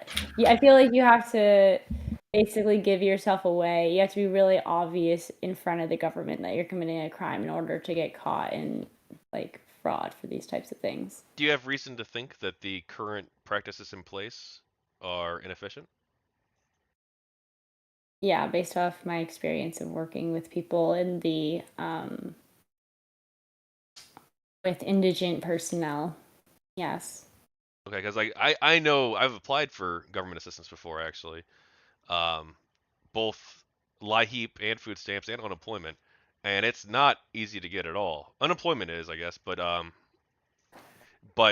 LIHEAP and stuff, you have to fill out like massive applications that are extremely long. You have to mail it in physically to the, not even to the government, to a charity that processes it on your behalf for the government. You have to have like so much information in there. You have to include like your like 4 months or like your last four paychecks and How do your you think the bills. government is? How do you think the government is looking through everybody's lengthy processes with a fine-tooth comb? I'm You not think sure. they I have mean, the I'm sure we could look it personnel? up. I'm sure they do have processes in place. Okay. I don't think they have the personnel for that. And that's how I think that it's so easy to defraud the system is because of these extremely lengthy applications. I mean, I think the applications are by design to deliberately make it so people don't apply because the Republicans don't want people to apply Probably. for welfare, even if they are qualify for it. I mean, I don't want people living off welfare either, so I mean, I want I don't people think on it's it good. if they need it. Hold on, finding better statistics for you, Lauren. Yeah, just a second. Okay.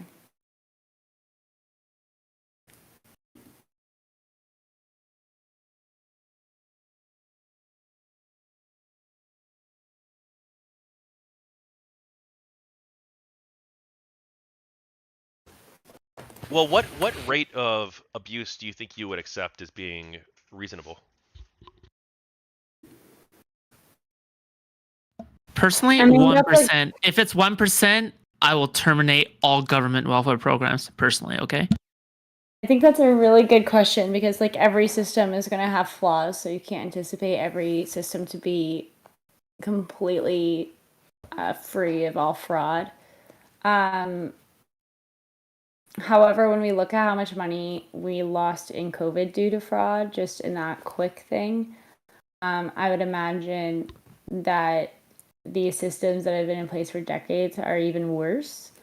Oh, that's a Um, terrible assumption. Sorry, I'll let you finish. why would you make that? Why would you say that's it? So people have had time to figure out the system and game it, as opposed to something that came really fast, in which fraudsters had less time to analyze the situation, make a plan of attack, and then continually game the system. And then furthermore, as fraudsters get better at gaming the system, they grow in size. So and take more and more money. So I'd imagine that if there's a system that's been in place for 10 years, a fraudster would have had, decades long time frauding that system and growing in their fraud.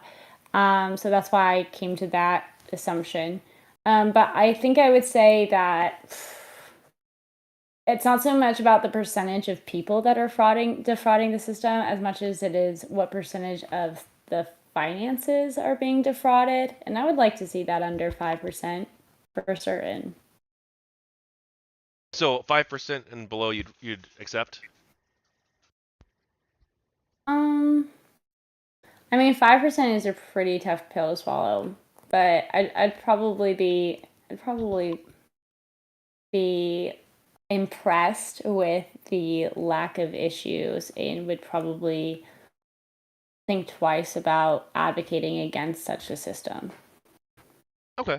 Now, the reason I say that the COVID relief money being abused is a bad example because that Mm-hmm. money was basically meant to flow very quickly and very freely with very few checks on it. We specifically designed the program in place very quickly to get as much money out to people as possible with very little Mm-hmm. oversight. Like that was part of the program because COVID was such an emergency.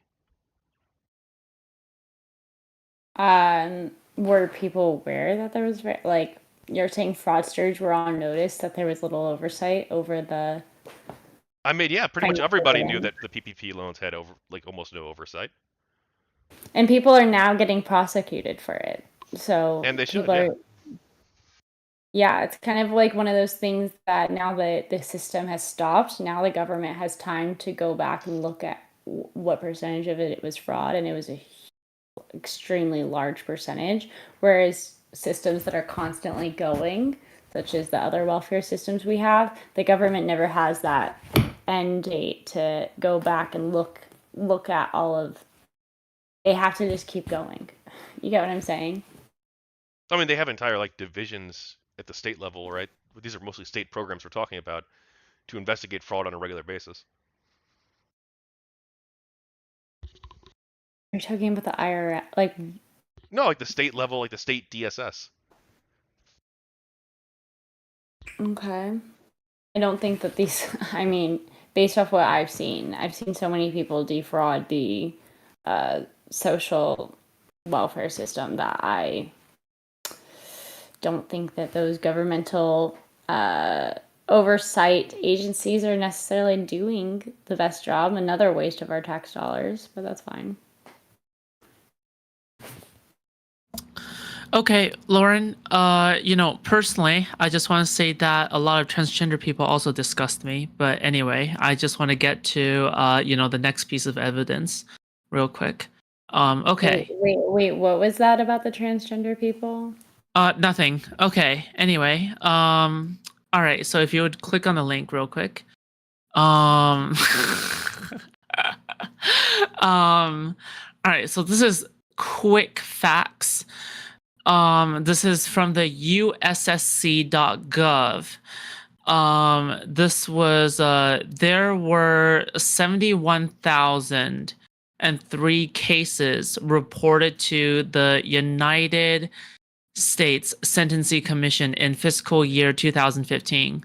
Of these cases, 7,724 involves theft, property destruction, or fraud. 8.8% of theft, property destruction, and fraud offenses involved government benefits fraud, right? So in fiscal year 2015, there were 682 government benefits fraud offenders who accounted for 1.1% of all offenders sentenced under the guidelines. The number of government benefits fraud offenders increased by 1.9% from fiscal years 2013 to 2015. Offender and offense characteristics. In fiscal year 2015, 2/3 of government benefits fraud offenders were. Anyway, this is just I don't think like any of those whatever. stats are really answering the question. So, for instance, that 1.1%. How so? For instance, that 1.1%. In the fiscal year 2015, there were 682 government benefit fraud offenders who accounted for 1.1% of all offenders. So that's just saying, of all offenders, 1.1% of them are government fraud offenders. That's not answering our question of what percentage of people who use government benefits are frauding the system, or what percentage of the money given through benefits is given via fraud. Given via fraud? Yeah, but okay, wait, hold on. Can you repeat that real quick? So that stat that you gave 1.1, for instance. My brain is slowing down as I'm getting closer and closer to bedtime. So you're gonna have to be patient with me. Yeah, go ahead. Yeah. So the 1.1 number, that's just telling you of all offenders, 1.1 of them were involved in government fraud.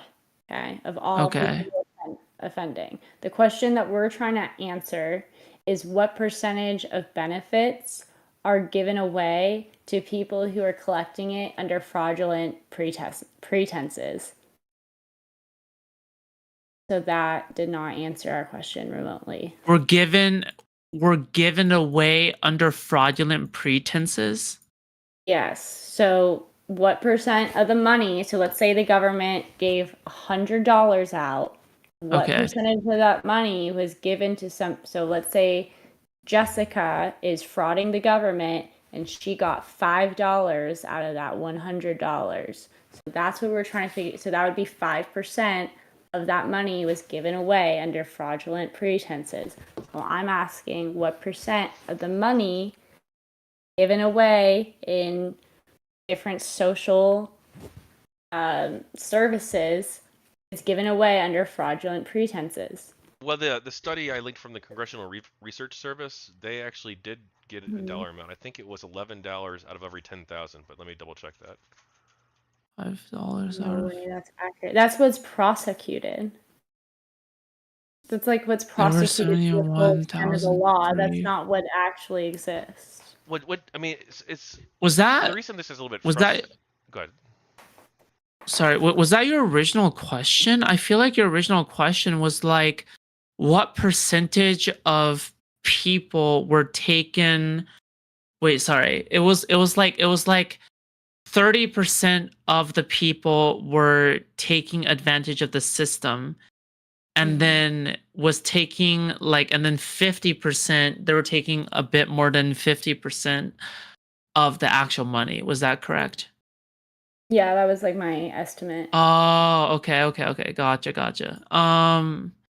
There were 71,000 cases reported of course 71.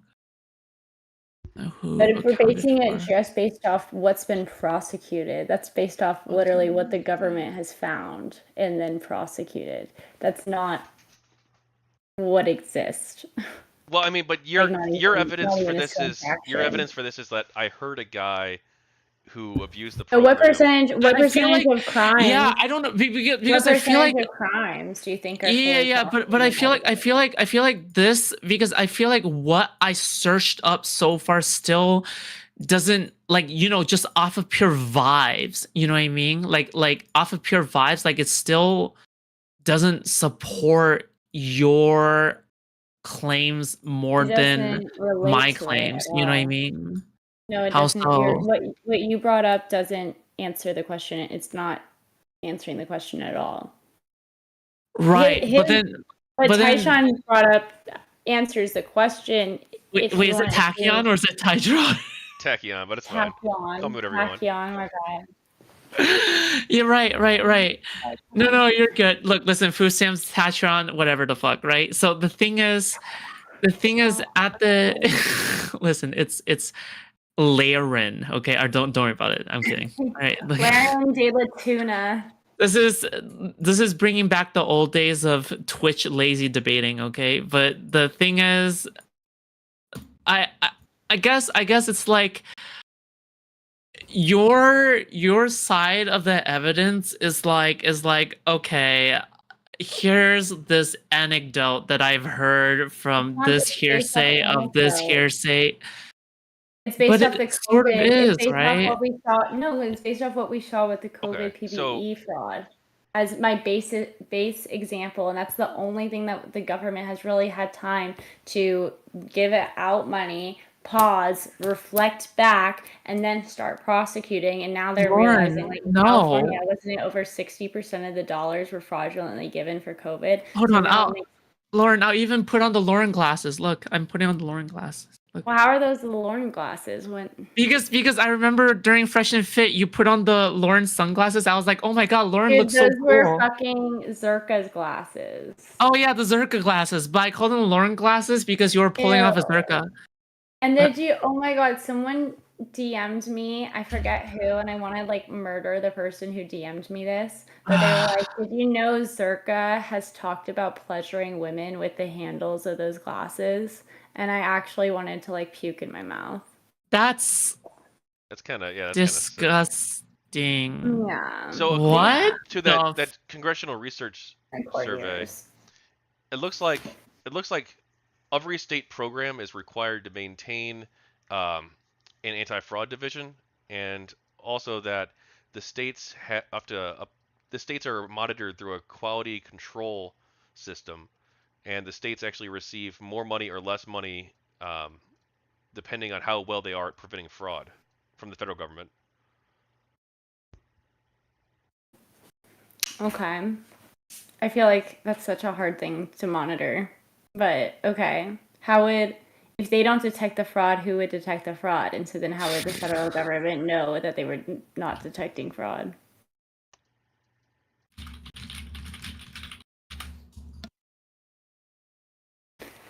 It's one of those like internal policies that, I mean, you Democrats would not like for instance with cops, right? They're like, oh well, we have this internal system that what's it called?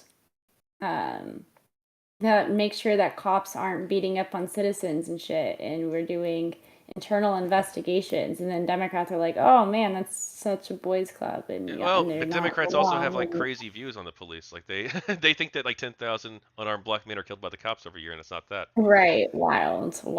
When It it's says like, here that the quality control wow. process starts with the state agency analysis that determines state payment error rates, which are then reviewed by USDA FNS to develop the SNAP National Payment Error Rate. After conducting this annual quality review, So what USDA percentage? FNS awards bonuses to the highest performing state agencies and assigns penalty to the lowest ones. So it looks like they So use it on. what percentage of funds do you think are fraudulently Well, I handed guess away? somewhere probably around $11 out of every 10,000. That's so wild that you think that. That's cute. But I mean, like, you haven't presented like, are you Googling studies now to see if it's No, higher or? I mean, if you've lived life like at all, you would know that's not true. But like that's fine. Like the fact that And you we think haven't lived $11 out of life, and 10,000, we haven't lived life, Lauren. like you're telling me that you think it's $11 out of 10,000, and like you've been around people who've been on the welfare system. There's just no. Yeah, the political volunteer haven't been around people on the welfare system. And you think all of them are being 100% accurate on their papers? And you haven't? Okay, so there are Look, penalties I've done.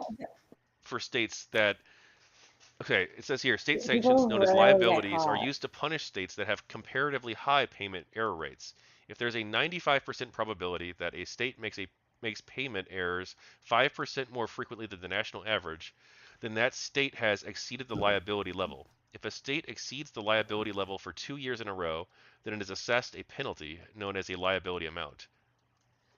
So it sounds like we have a fairly robust process in place. If states deviate too far from the norm, then they're punished.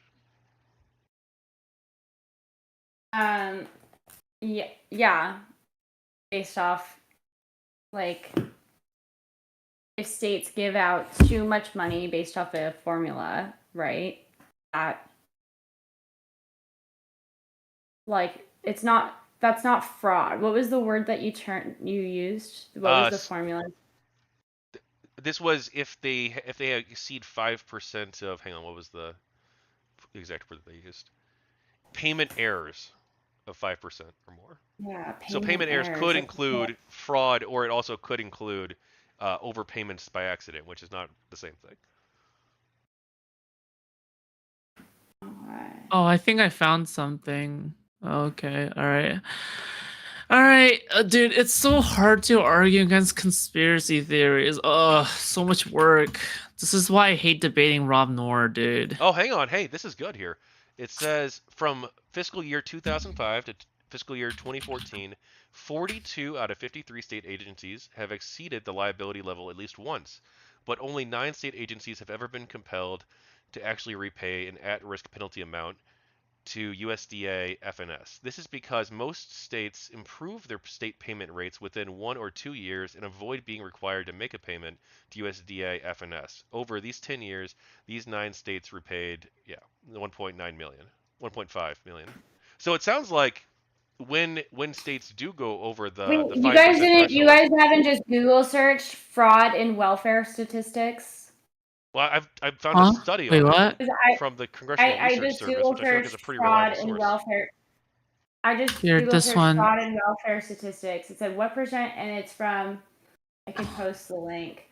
It says what percentage of welfare recipients are estimated to abuse the system. The average welfare recipients are estimated to abuse the system varies by country. Varies by country and specific welfare programs. In the United States, the estimated percentage of fraud lies between 10 to 10%, 2 to 10%, depending on the program. So definitely more than $11 out of 1,000. Well, we're talking about SNAP in particular. What? When did that happen? SNAP is food stamps. Oh, thanks. Oh. Shut up, dude. You never do. Why don't you turn on your cam, Tachyon? I don't have a camera. What, dude? Then buy a camera. Okay, fine. I'll finally get one eventually, probably. Dude, what the fuck, dude? How could you be a content creator without a fucking camera? I'm just doing this for fun right now. Carantos never uses a camera. Well, but his entire personality is being a coward behind his mask. I'm kidding. I love you, Carantos. No, I love you. No, Carantos. He has a good heart. He has a good heart. Okay, he has a good heart, even though he's a fucking conservative. Okay, it's okay. Okay. I put something in the chat. Can you scroll down to the thingy? Okay, this isn't a government website, but this should be good enough. Okay, and there's this table, and it says billions in spending, improper payment, and estimated improper. The percentages for each of the government benefits programs thingy, Medicaid, and etc. Right? And it says like the percentages, the estimated improper, and the stuff, and that's it. That's it. Yep. Okay, well, the one I showed says 2 to 10% of personnel, so. I mean, either way, it's still less than your original amount. I mean, yes. Mm-hmm. Well, this is about TANF, isn't it? This isn't about SNAP. It's not as bad. This is in general, which is, I didn't realize that we were so focused on just food stamps. But somebody in chat said Lauren want to shut the hell up, bro. Dude, first of all, I fucked your mom last night. Second of all, study that this comes is that why she's so happy today? She just was like in such a good mood. Huh? Do you have the study though that this came from? Did you text her the next day? What? Okay, was she even fuck a transgender woman? Would she even do that?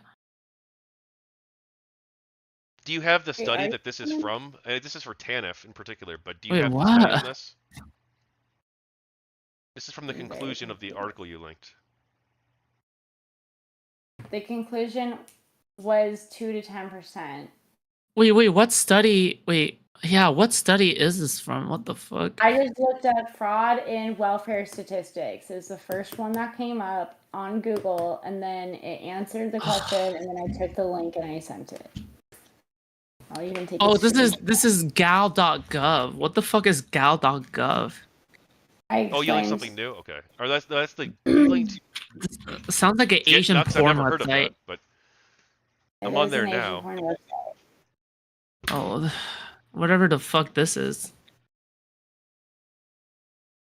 Wait, this isn't even fucking statistics. Dude, fuck you. Sorry, you is non-descriptive. Why don't you buy a camera, Tachyon? I fucking hate looking at your stupid ass profile picture. You know that you can just go on there and click hide non-voice users, right? And it won't show it on the screen. Wait, really? Yeah, you didn't know that? Oh god, good. I get to look at Lauren's face instead. Thank God. Okay, show non-video participants. Okay, thank God. Stop! Dude, stop! Fucking cringe as fuck. Don't become Grace, okay? Oh my god, that's my. Dude, Grace keeps on doing this like weird sexual ass shit every single time she's on camera. It's weird as fuck. That's what she always does. You saw the video of her literally licking panties, right? No, but I wouldn't be surprised. Oh god. You didn't see the picture. You didn't see the video of her going on Whoremaxer and then crying about how she's degrading herself and then literally taking her panties off of herself. Bro, if there's any one track to make me become like a conservative, it is literally the Thorpes. Like, I'm not even joking, They're bro. Conservative. What? I know, but they want me to become, dude, I want to become like Blair White the moment I see like any of their shit, because I'm like, I can't believe, bro. Like, I literally can't believe. I was also, every single time I argue against tankies and any like leftists or whatever the fuck they define themselves, like these online leftist people, I'm like, I'm ready. I'm ready. Okay. Every single time I hear about neo pronouns and like whatever the fuck, I'm like, I'm ready. I'm ready. Can I ask you? I'm ready. Wait, are you? I don't really know anything Huh? about you. Can you tell me? Are you a trans person? And what are your pronouns? I don't know. You mentioned tell that you me. were trans, so You tell me. I have no idea. I don't make guesses anymore. I've learned my lesson. I don't do that. I am transgender. What are your pronouns? What would you guess? I don't want to guess. I Just don't please, guess. dude, I don't care. Just guess. I'm They, not easily them. offended.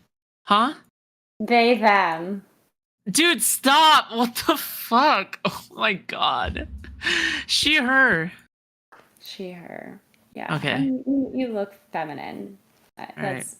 I thought you were just a girl, like a cis Fuck woman. it. Fine. I'm So- taking off my jacket. There you go. All right. Yeah, you're a beautiful lady. Thank you. Yeah. Absolutely. Well, this has been fun. It's been lovely meeting you two. And I do think I have to bounce though. Like, Yeah, Okay. it's getting late. Oh, where can people find All you, right. Lauren?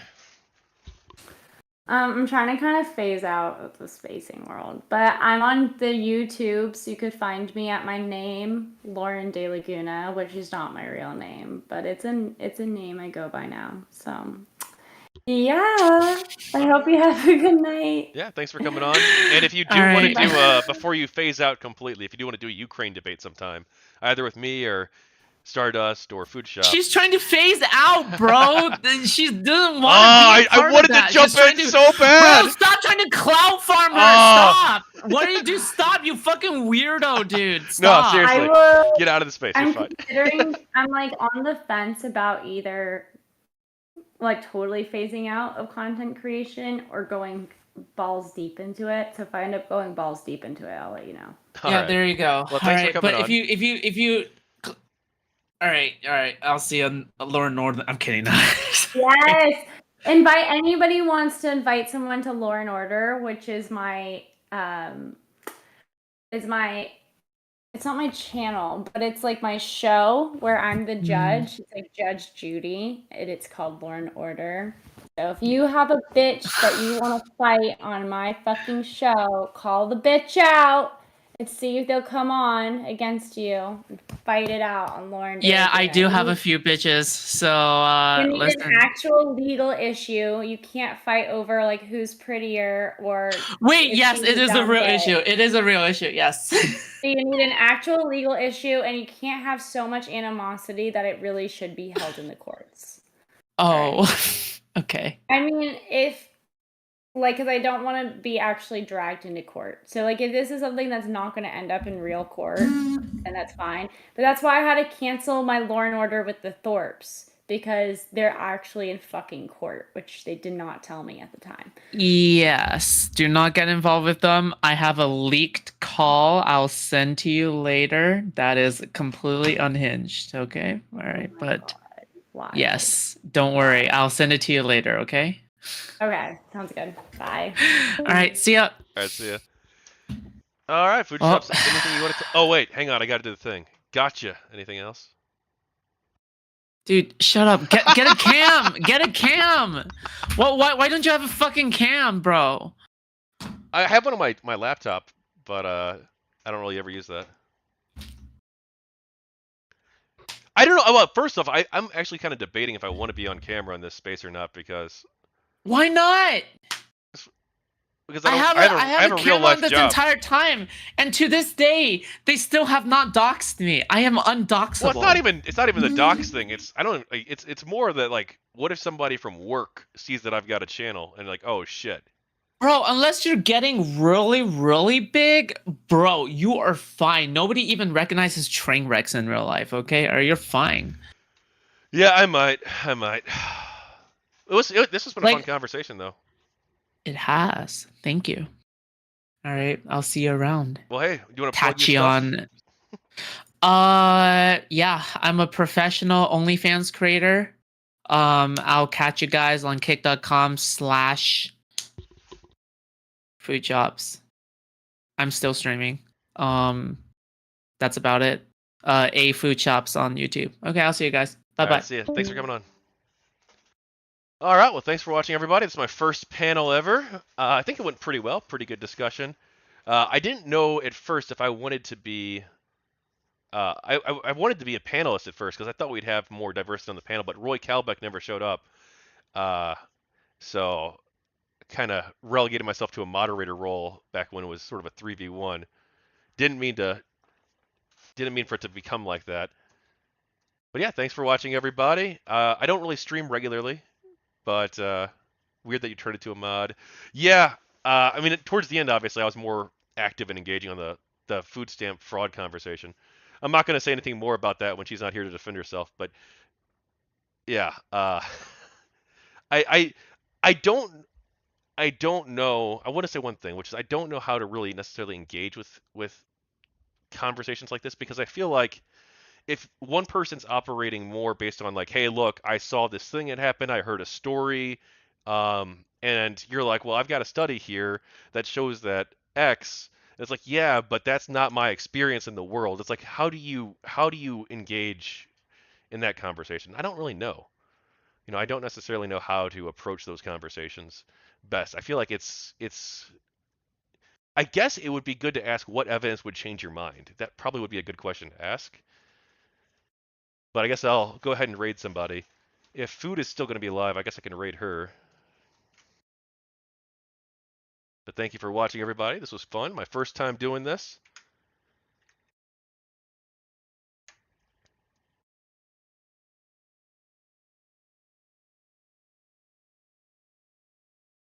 And have a good night.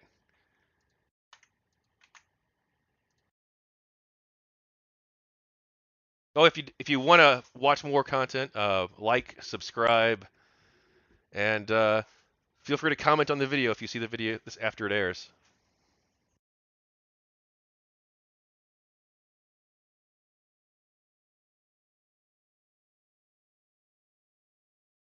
I'll raid someone on Twitch too, but I'm not sure who's online. It's getting kind of late.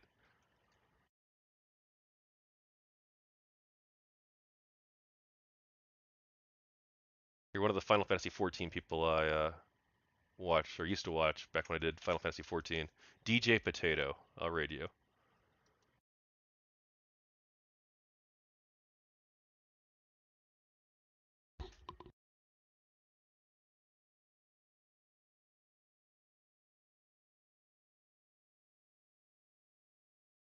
Thanks again. Have a